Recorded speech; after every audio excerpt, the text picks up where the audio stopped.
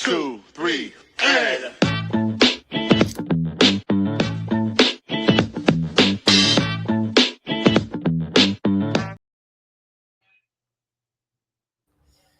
Hello, hello, hello. Welcome back to the Black Beauty and Business Podcast.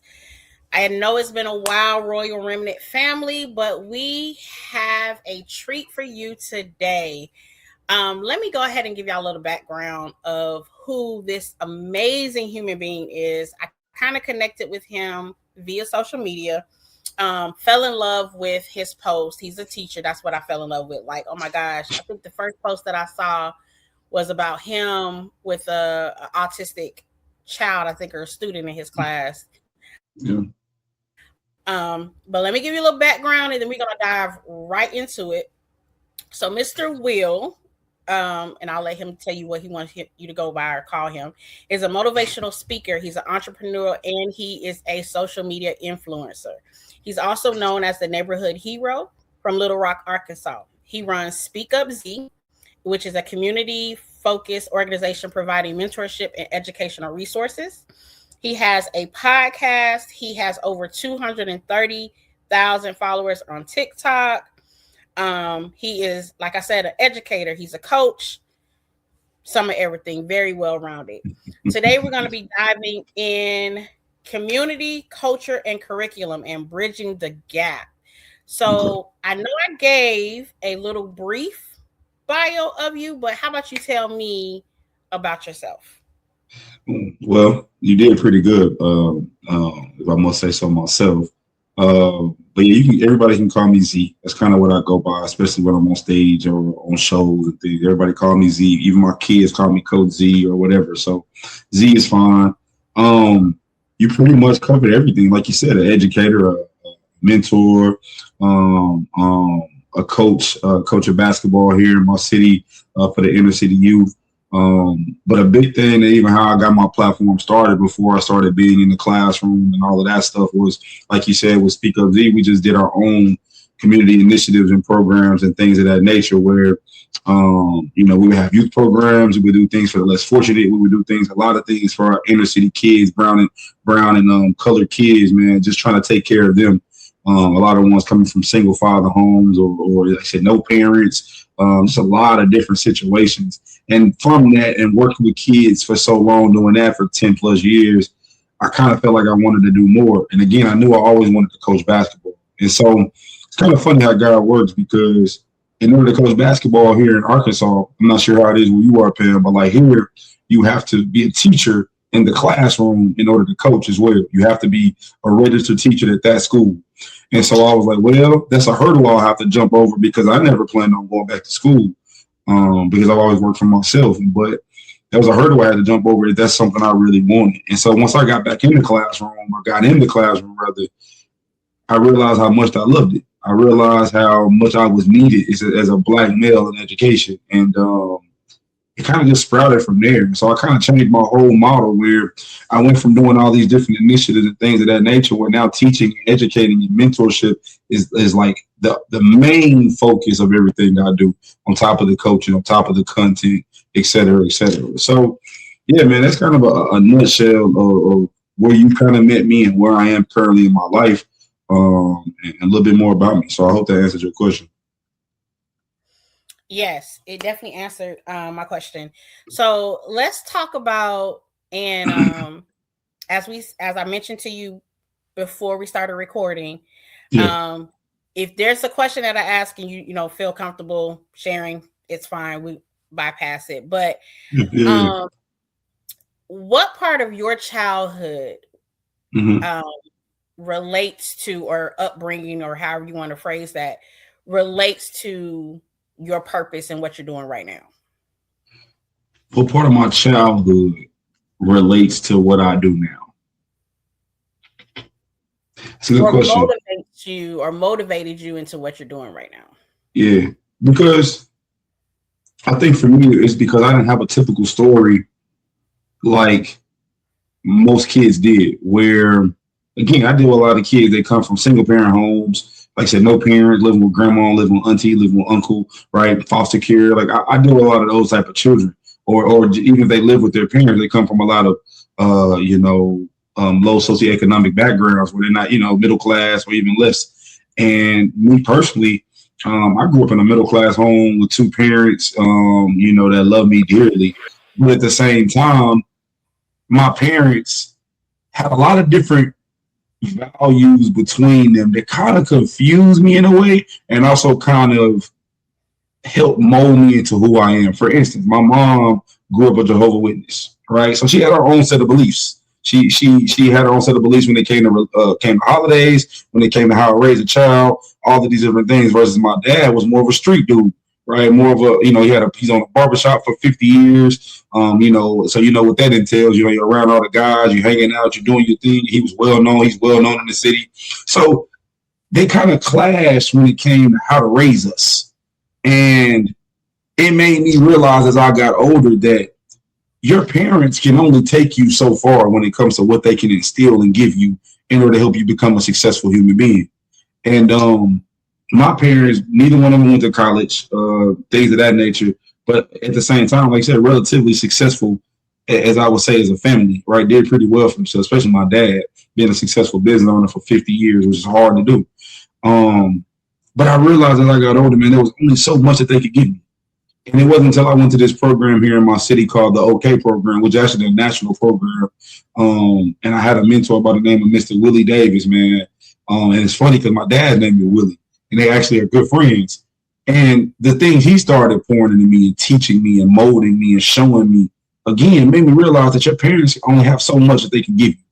And it showed me how important mentorship and having people to pour into you and teach you and help you along the way really is. And so even though, again, I didn't come from a single mother or single parent background, I met a lot of kids that do. And it made me realize that, man, if I had two parents and they only could give me so much and they only could teach me so much and show me so much, imagine those kids that only got a mom. Imagine those kids don't have a dad at all. Imagine those kids that like you said, don't have any parents. Imagine what they need. And so we talk about what, drew me to my purpose. I think that was probably where it started.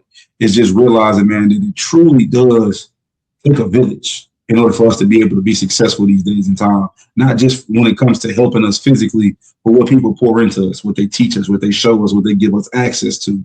And I think that's where my motivation comes from now, because I meet so many kids, man, they just need a chance. They just need a little help. They just need a little guidance. And they get a chance to show the world just how amazing they are. And if I can be a small part of that, why not do my part? You know what I mean? Yeah. And I'm based off of your videos, you really show up and show representation for our culture in the classroom. 100%. And it's really difficult nowadays with, administration the way it is and all of that, and, cutbacks and this and that. And like you said, it does take a village. How do you feel when it comes to the curriculums for our culture? I think it's even less than I think it's not even so much about the curriculums as it is the culture within the schools, period. Okay. If I'm being honest with you. And when you talk about how they fall short, you don't, other than February, you don't see a lot of representation of us.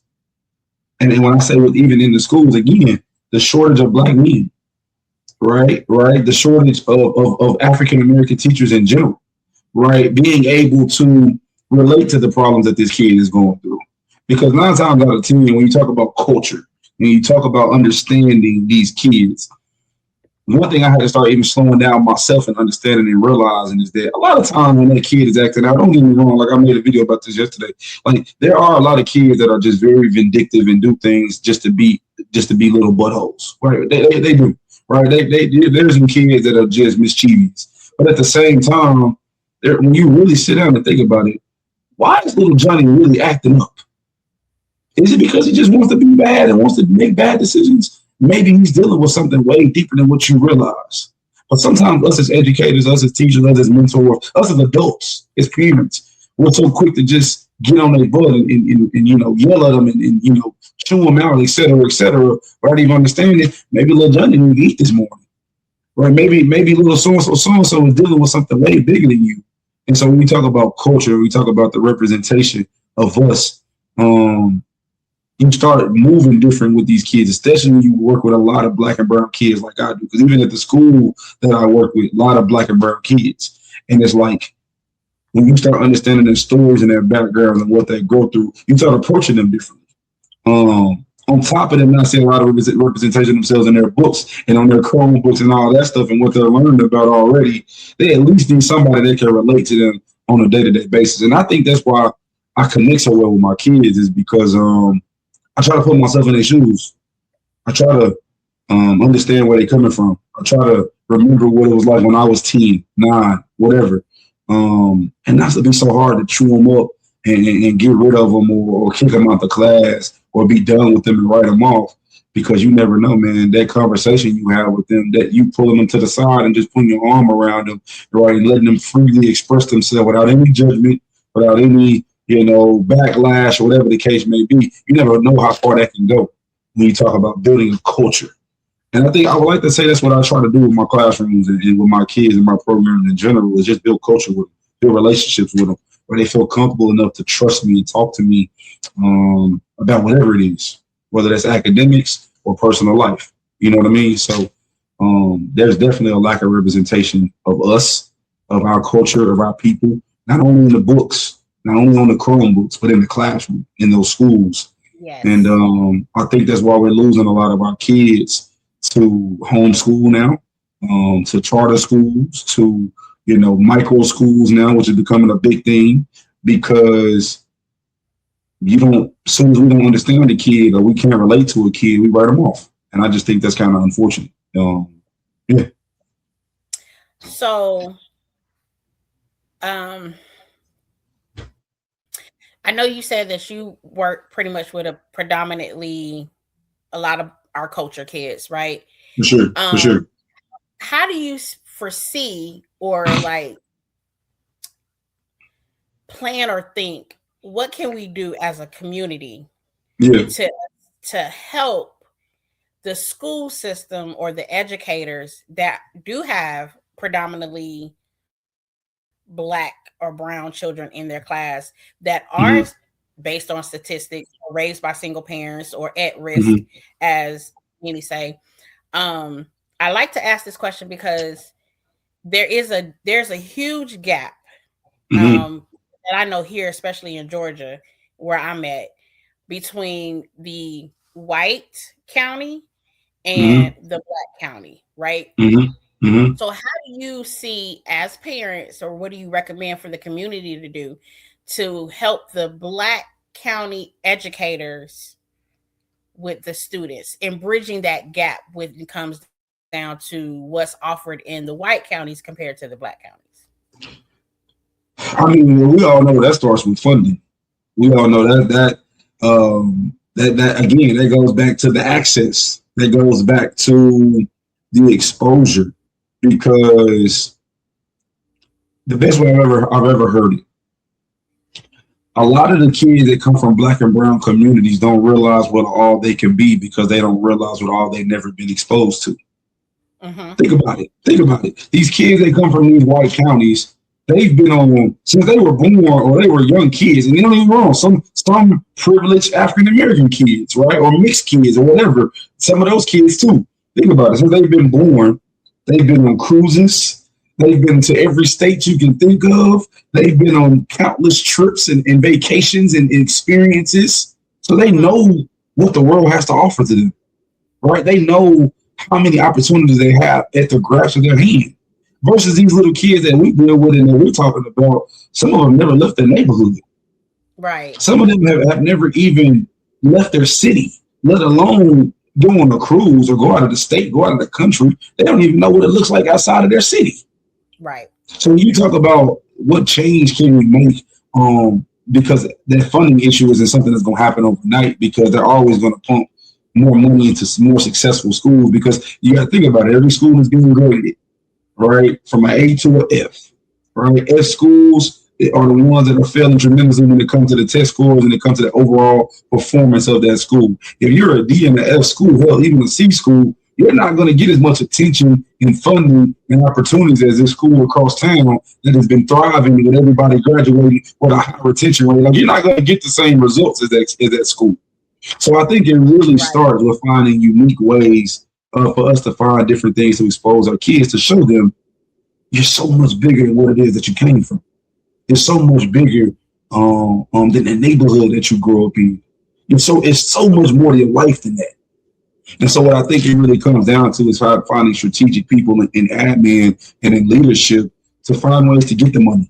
If the district won't give it for you, if these things won't happen, then somebody needs to be in there finding ways to raise funds, whether that's sponsorships, whether that's partnerships, whether that's finding unique ways for these things to be donated. Somebody has to be that person putting their boots on the ground and finding ways to create these opportunities for their Black and brown kids. But again, this is the other side of it people don't talk about. Take the kids out of it. Now you're talking about the adults and what you want them to do more of, but they're already overworked.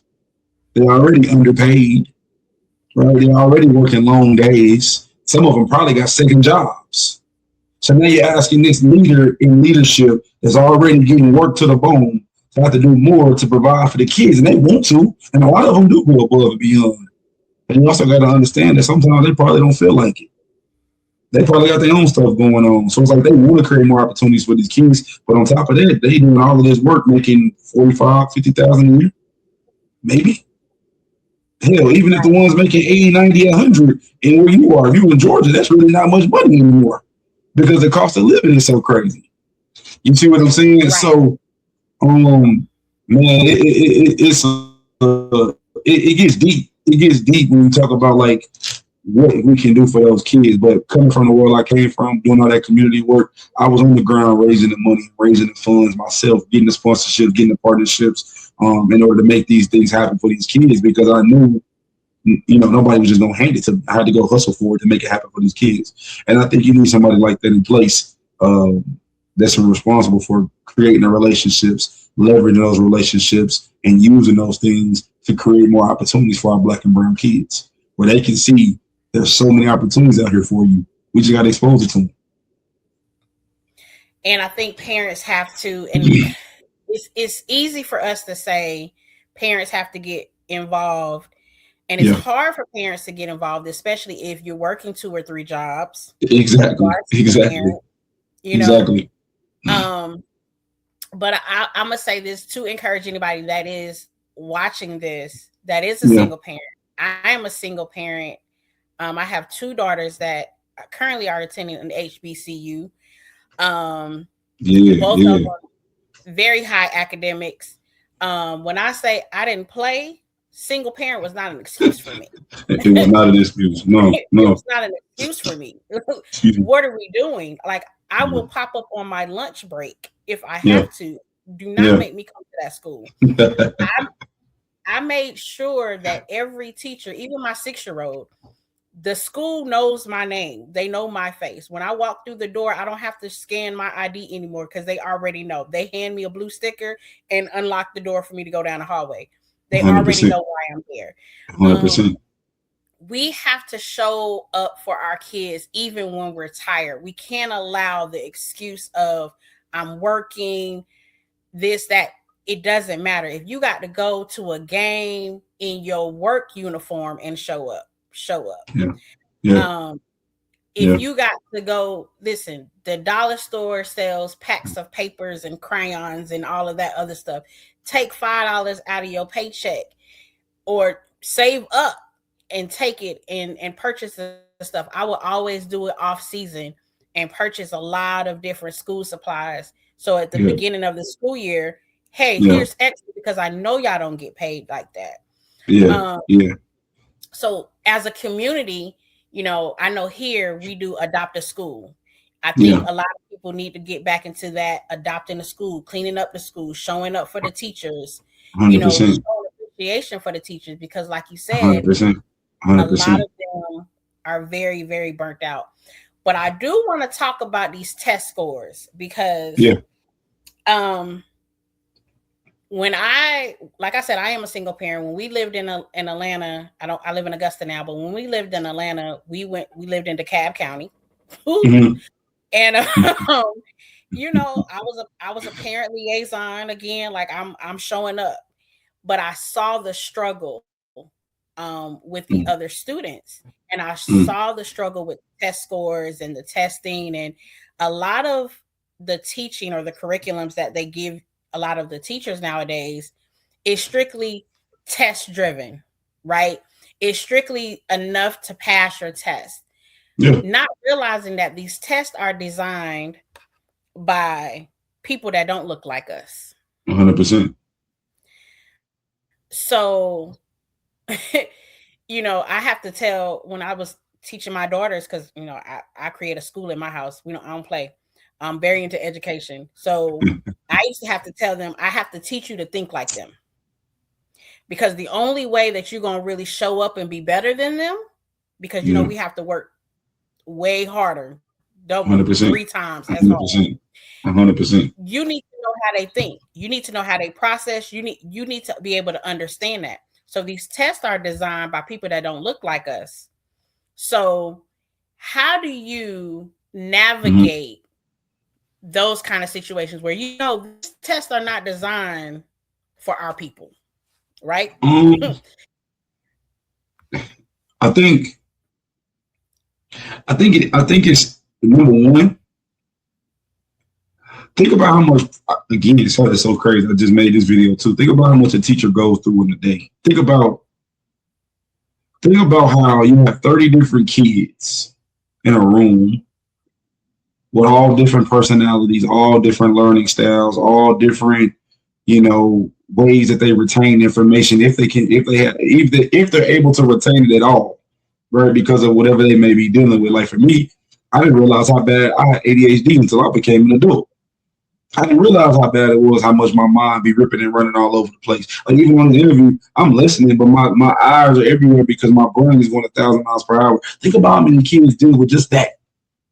Don't even get me started on the Right. kids that may be mixed into the room that have IEPs because they might be high functioning autistic or whatever the case. Don't even get me started on that stuff because now you have a lot of schools that don't have the resources per se to put little JoJo in his own classroom where he can be in a smaller setting with a paraprofessional and a teacher and learn. So because he's high functioning, or because they don't have the resources and they want to keep him as one of their statistics and their numbers so they can get the money for that kid, they're going to slide him right into a regular classroom with everybody else. So all that adversity already, and now you're telling me this teacher has X amount of time to teach X amount of information so they can be prepared for a test that's coming up in the spring or whatever the case may be. Like think about just Right. that adversity right there that they got to face. And you can't tell me that teachers aren't put under a lot of stress and a lot of pressure. You see what I'm saying? So getting back to your question of what you said when you talked about, you said, how can we prepare them? Yeah. Honestly, um, I think now it's honestly helping them identify how it is that they learn, how it is that they retain information, and understanding that every child is different. And again, I think that's going to start with the parenting. It's going to start with the parents using their village. Right? For me personally, I know I work so much to where I can't necessarily sit down with my daughter all the time and help her whatever she's dealing with. But I know some people that do it that are tutors. I know some people that are willing to sit down with her for that extra hour and help her with what I might not have the time to. And I'm willing to pay that because I don't have that time. Right? I might be sitting there while she's doing the tutoring, but I'm able to do my work while she's tutoring. You see what I'm saying? And so I think it starts Right. back with that, understanding the way in which our children understand and retain information, understanding what disadvantages they may have. Do they struggle to pay attention? Right? Like do they have ADHD? Do they have short do they get test anxiety when they start taking tests when it gets all quiet and now the pressure is on them? Do they get anxiety from that? Like understanding who are kids are. I think the more we do that, the more we can help them be successful with these tests to making them feel almost the way they feel inadequate if they don't do well. Because think about Right. how many people don't perform super well on these tests all throughout their career, and they turn out to be some of the most successful people we've ever met. Now, am I telling you to not prepare your kid? Am I telling you that these tests don't matter per se, or that they shouldn't try to do well? That's not what I'm saying. But I'm saying at the same time, don't overly pressure this kid into thinking this is end all be all, and if they don't do well on this, that they're just going to be unsuccessful. Because I just don't believe that to be the case. Because I think that we try to push kids to learn and retain and do things one way so long that they never even get to truly learn themselves to figure out who they really are. And then like a kid like me, I don't start figuring out my real gifts and my real calling and the real thing that I'm good at until I'm 22, 23, 24, 25 years old. Right? Right.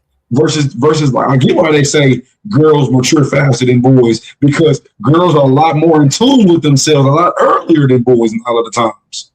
And that's not even always the case for girls. So I think if anywhere, I would start there with truly understanding how does this kid learn? How does this kid retain information? What things are they struggling with when it comes to mentally that may be getting their way? That may be a hurdle that we have to jump on. And let's create a very specific plan for my child to help them be successful, to give them all the resources to be successful. And again, if they do fail, if they do fall short, if they don't do as well as you would like them to, maybe understand why. Do they have anxiety? Right? Do they have a hard time focusing? Whatever that case may be, and encouraging them to let them know, I do want you to do better. I do believe you can do better, but I'm not going to ridicule you for falling short. Because again, those kids that don't necessarily do well in school sometimes still turn out to be some of the most successful ones. And I don't think we should write them off just because they may struggle with a test, which I don't think is the baseline to show how smart a kid is, in my personal opinion. Facts. You said something so great, and it kind of hit home for me, is the high functioning of the autism and the ADHD. Yeah. And one of the things that I have noticed, again, like I said, I got 2 in college and I got a 6-year-old. Yes, I started all the way over. Don't judge. But my 6-year-old, by the time that he was 2, I was like, okay, like he making noises, but he ain't talking. He ain't saying words. So I started putting him in speech, and but he's very comprehend very well. He's currently in the process of being tested for autism, but it's on a high functioning level. When I say this boy can do numbers, like he can do math of a 3rd or 4th grader, and he's in 1st grade. Numbers come to him very, very, very easy. But it's the phonics and the hearing of the sounds of certain things and just some of his behaviors. And then it's like, how do you navigate that? Because he's in a regular class, right? Right. And so when he's overstimulated or he gets frustrated, he doesn't know how to regulate his emotions because he's frustrated because you're having him to read something that he don't understand. Right. What do we need to do? So they have them all mixed in. You know what I'm saying? So I understand that completely. But the problem that I have with our culture is that we as a culture are not educated enough on these kind of conditions. And so we allow people to mislabel our children a lot of times. Or we don't know what kind of resources to set up a plan for them, right? Luckily, I knew because, like I said, I'm very big into education. I had 2 older ones. I'm a nerd. So I knew, but I know a lot of people around me that have no clue. And I'm like, you should probably go get your child tested, or no, he might not be bad. He might have ODD. Like, you know what I'm saying? Like, it really could be a condition that he can't control.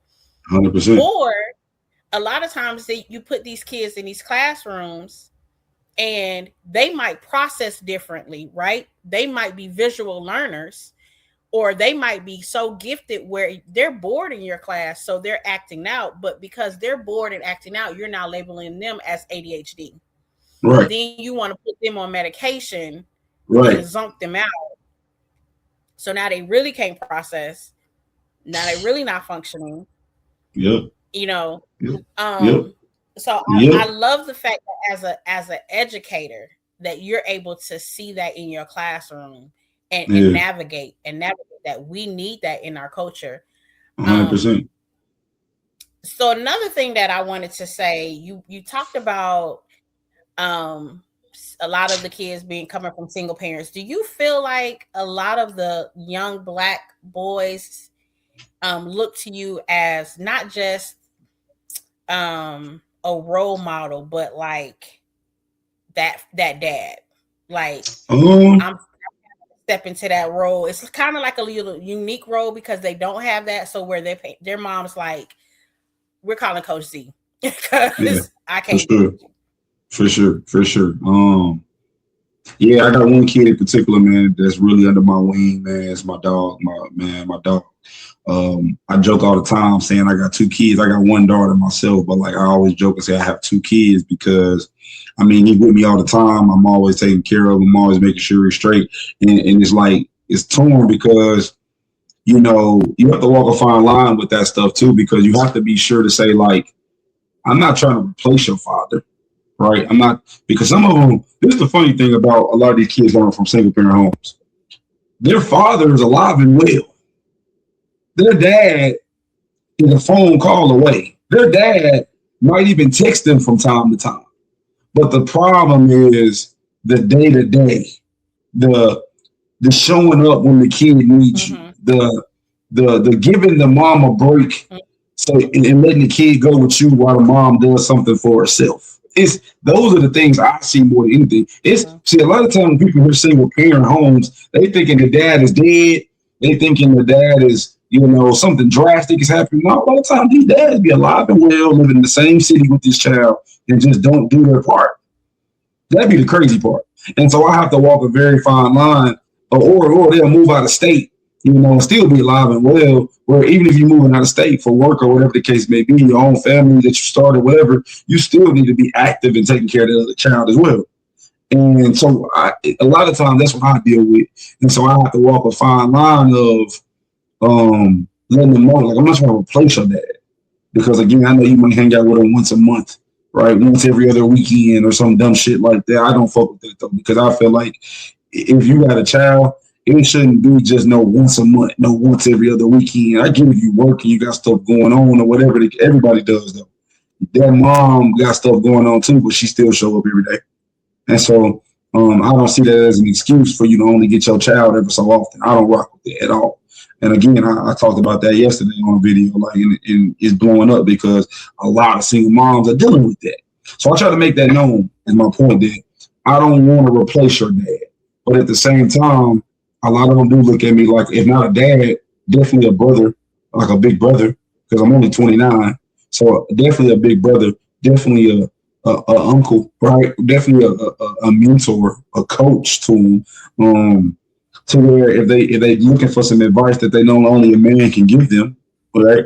Then they'll call on me a lot of the times, and I take pride in that because I know they wish that they could pick up the phone and call their own dad and ask for that advice. I know they wish they could pick up the phone and ask their own father about how to tie their do rag, or what is start happening when they going through puberty, or to come with them to something that the dad is supposed to show up in.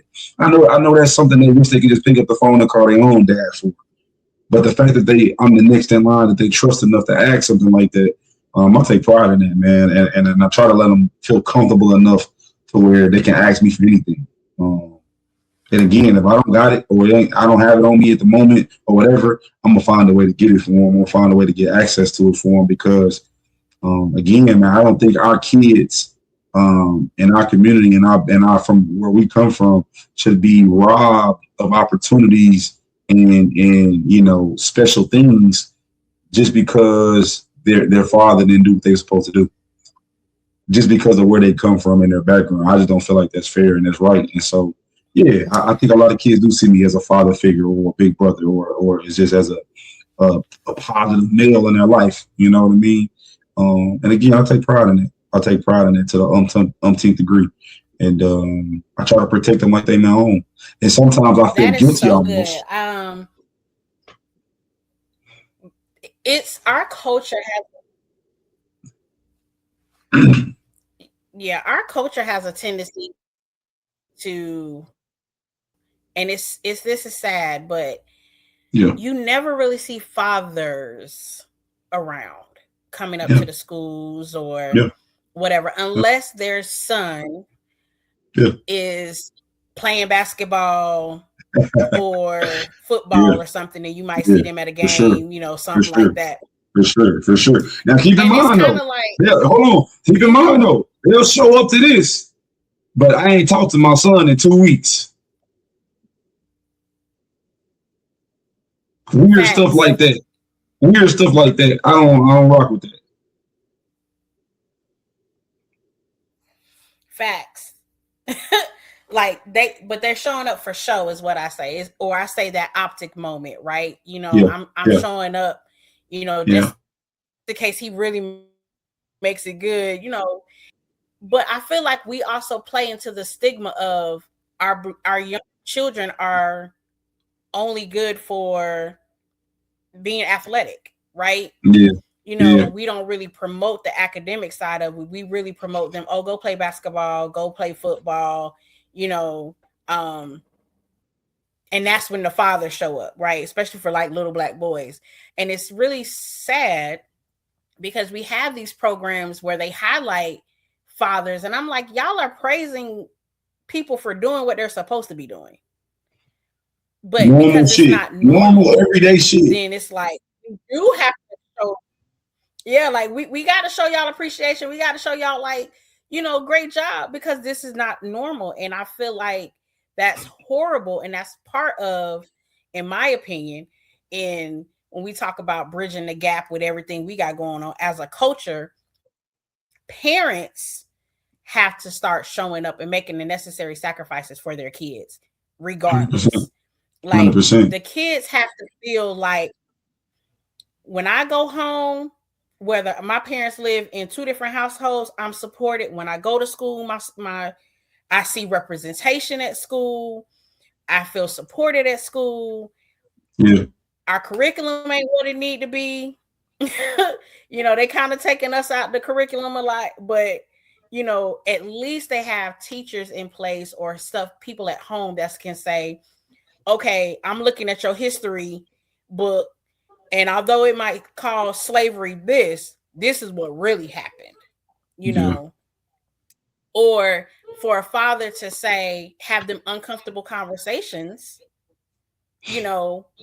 how to deal with authority, so when the young black boy going to school, he ain't fighting teachers, he ain't walking around with his pants to his knees, and you know what I'm saying, like he can Because hey, see what. it's I don't mean to cut you off, but you said, but like when you talk about, even when you gave an example about like the respecting of authority, or like you said, trying to be tough and trying to fit in. I talked to a kid yesterday, and the mom was just expressing to me like some of the things that her son is doing, trying to find his way. Right, he's trying to sell drugs. He's trying to fight. He's his emotions are all over the place. And I said, man, I said, you're seeing in real time what the absence of a man does to a kid, a young boy in particular, because this young boy is yearning so much, trying to figure out how to be a man with no guidance of how to do it. So he thinks selling drugs and gangbanging and sagging and fighting and lashing out and crashing out is the way a man is supposed to move. On top of the fact that the man that his mom was with for recently in his years, was a crash out himself.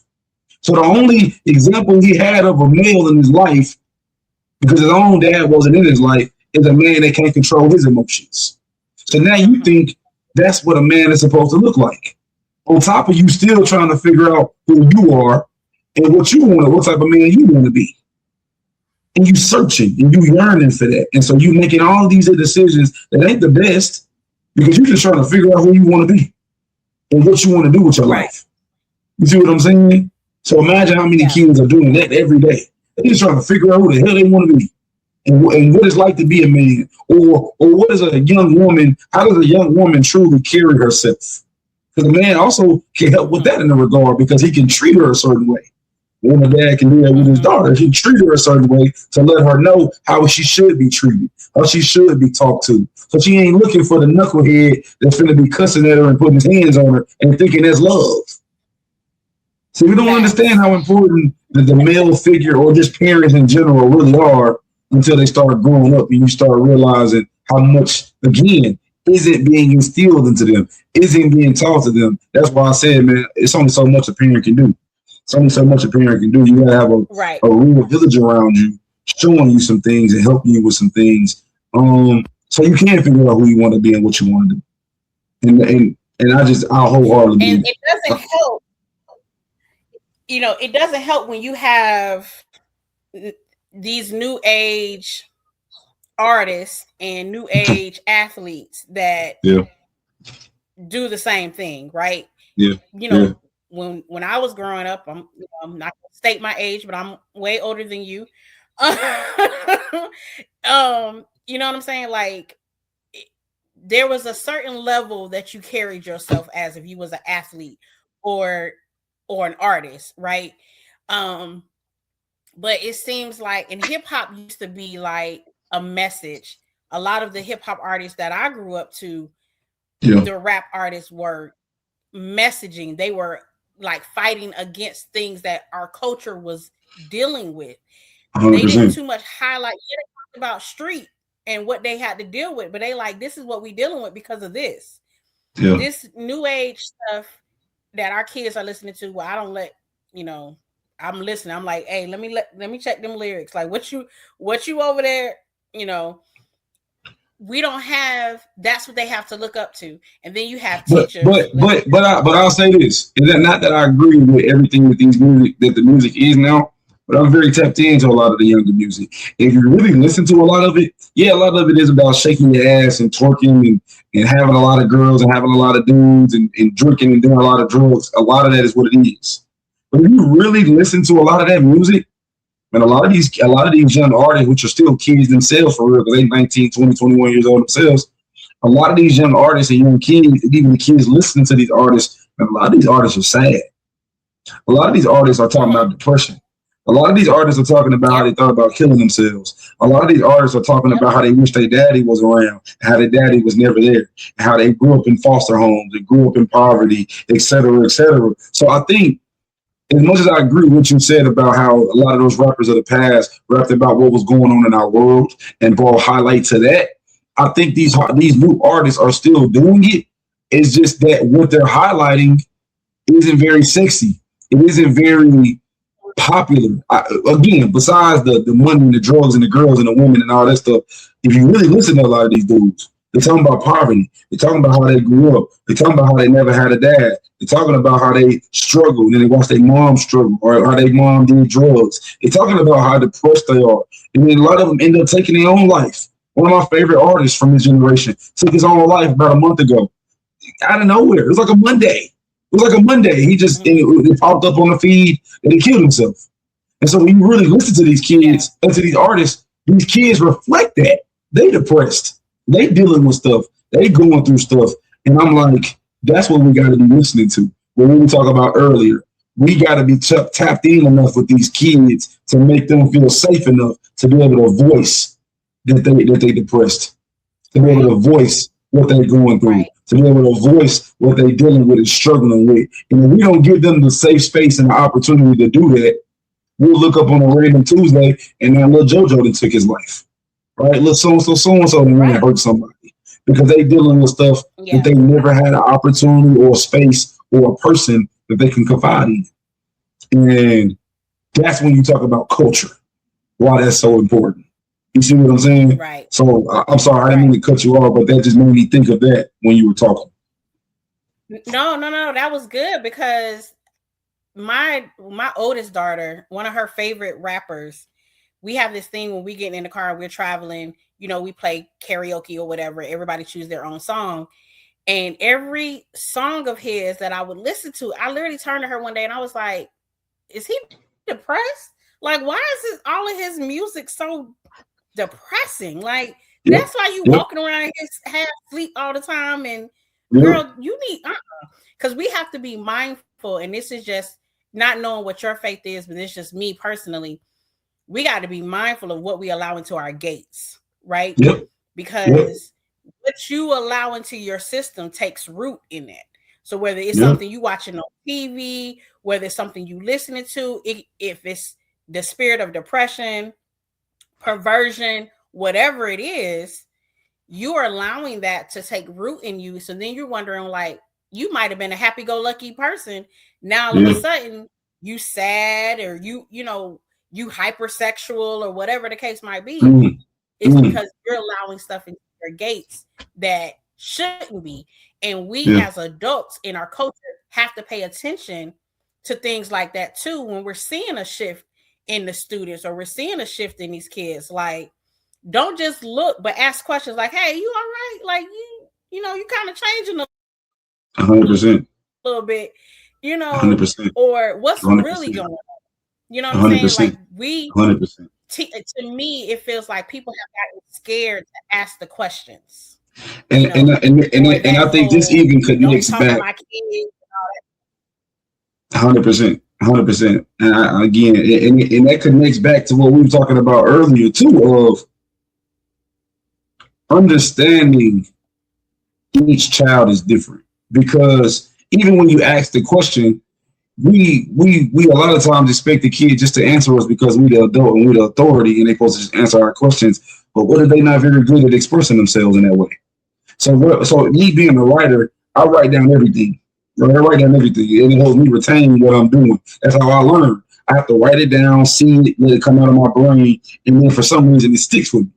And so when I realize a kid may not be the best at communicating because maybe they don't know how to speak very well, or they can't communicate the way I communicate, or maybe they're just very shy, or whatever. Or maybe they just, like I said, may have a speech impediment. We don't know.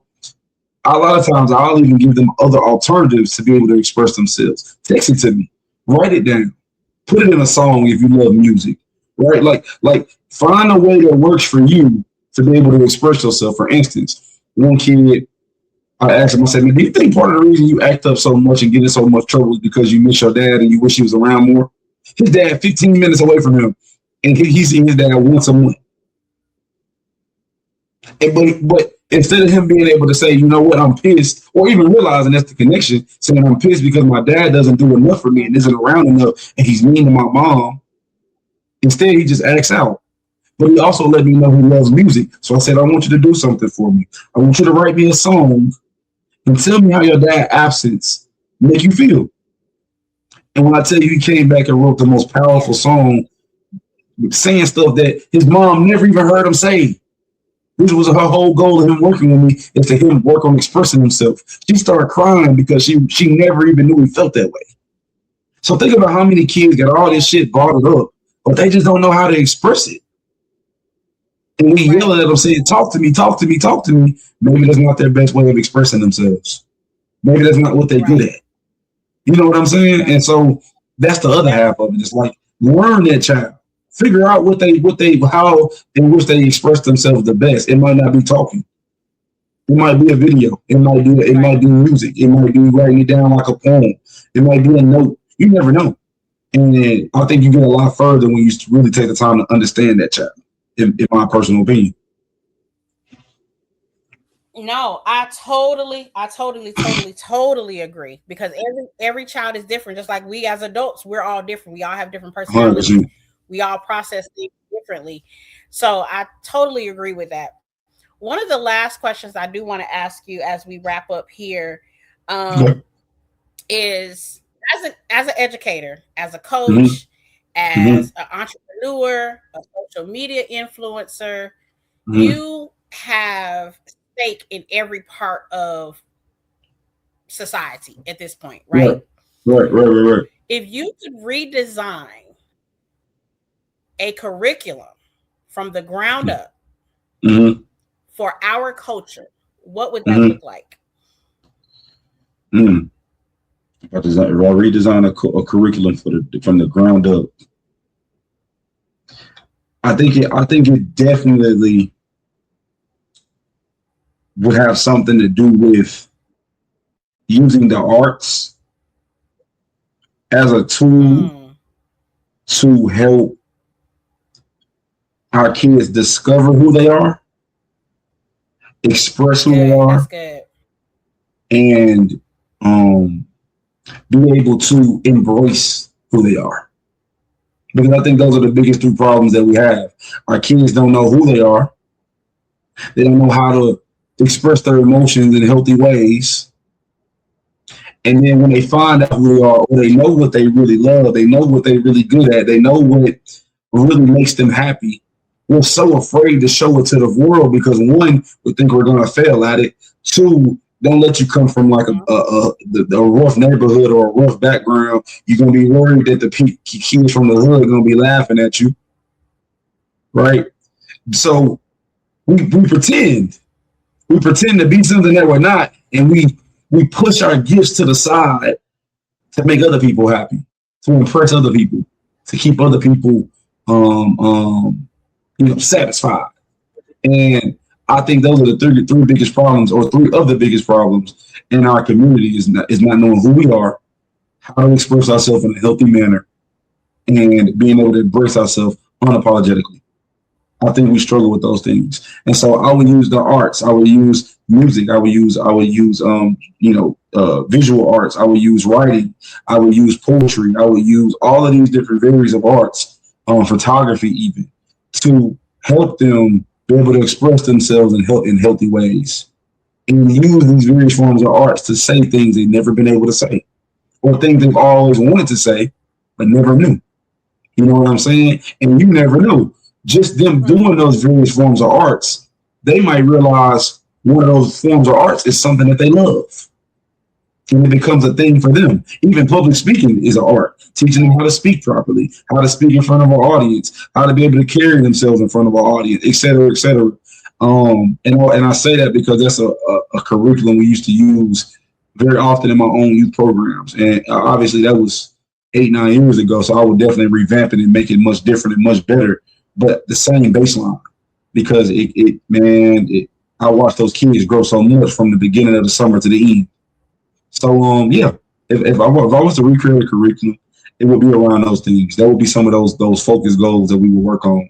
Is helping them figure out who they are, how to express themselves, how to deal with their anger, how to deal with their depression, how to deal with their overthinking, how to deal with all of those things, and then how to help them embrace who they are. And not be afraid of that and not be embarrassed about that, because who you are is amazing. That's what I would do. I love that. I am a arts person. I'm a former dancer. My daughter dances. My middle daughter, she sings. Absolutely.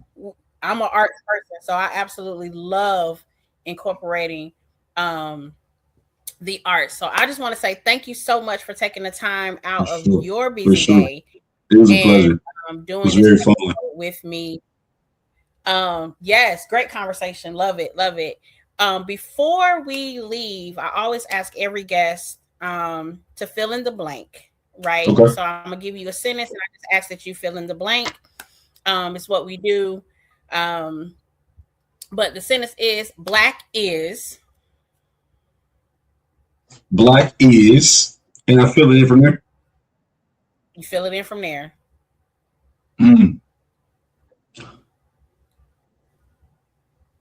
Black is the most beautiful thing I've ever seen. Okay. And I think we should stop apologizing for it. I think we should stop apologizing for being creative, for being loud, for being extra, for being bold, for being coloring outside the lines, for being gifted. I think we should stop being ashamed of that. We should stop suppressing that. We should stop holding back on that. We should stop, again, just apologizing for it. Because the moment I started speaking freely and truly being who I was and truly saying what I felt, that's when my platform took off. When I stopped caring what other people thought. When I stopped trying to appease other people, everything changed for me. And black is the most beautiful thing I've ever seen. I love it. I love it. I love it. I love it. Well, Royal Remnant community, y'all heard it. Black is the most beautiful thing ever. We need to not be 100%. we don't need to be apologetic for who we are. Continue to walk in your creativity, continue to walk boldly, continue to walk in your purpose. And thank you all for tuning in, and we will see y'all next time.